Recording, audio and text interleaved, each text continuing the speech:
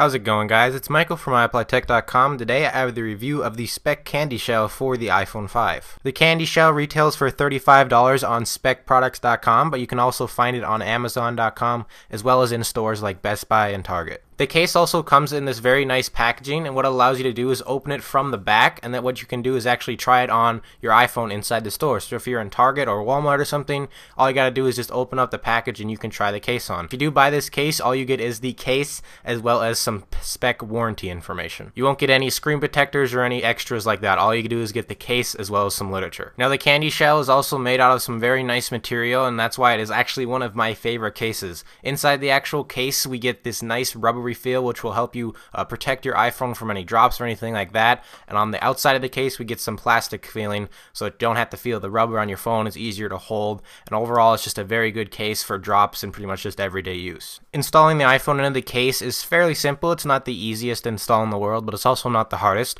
All you're going to want to do is put the button side in first and then just pretty much push the corners of the iPhone into the actual case, and eventually it will snap into place. Taking the iPhone out of the CandyShell, however, is another story. This is probably one of the most difficult cases ever to take your iPhone out of the actual case. So if you're someone who likes to switch up iPhones, or you have very large accessories you like to plug into your iPhone, this might not be a good case for you. If you're constantly taking your iPhone out of the case, this might be a very stressful thing for you. When the case is actually installed, you have fairly good access to your headphone jack as well as your lightning connector. You pretty much will be able to fit any headphone in there unless you have some third-party ones. Same with the lightning adapter.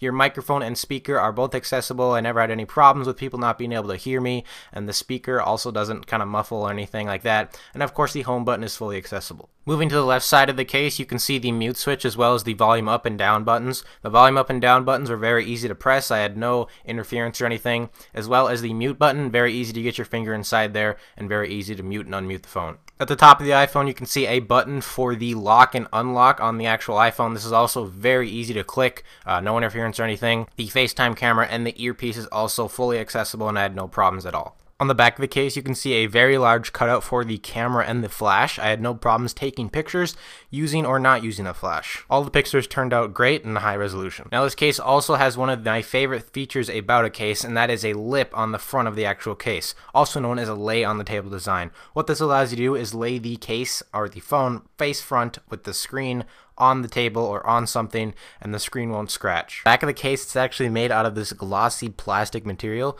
which in my opinion I think is actually a flaw. Now the reason why I think this is because it is very reflective. If you put this thing up to anything like light or the sunlight, it's going to reflect and it's going to annoy your eyes, or at least it annoyed me. The plastic is also very attractive to scratches. As you can see from these pictures, you can see that I have many scratches on the back of this case, and I've only had it for about a few weeks.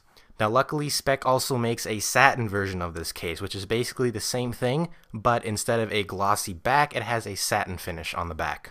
The satin case is not glossy at all, it doesn't reflect light, and I use this one way more than I use the plastic one. Luckily, with the satin version of this case, it doesn't attract as many scratches. You will still have some scratches, but you will have not nearly as many as the plastic version. But overall, if you're looking for a case that doesn't add too much weight or thickness to your phone, you might want to think about the Speck CandyShell. If you're looking for a case that just has an overall beautiful design and look to it, you might also want to think about the Speck CandyShell. And if you need a case that has great drop protection, think about the Speck CandyShell.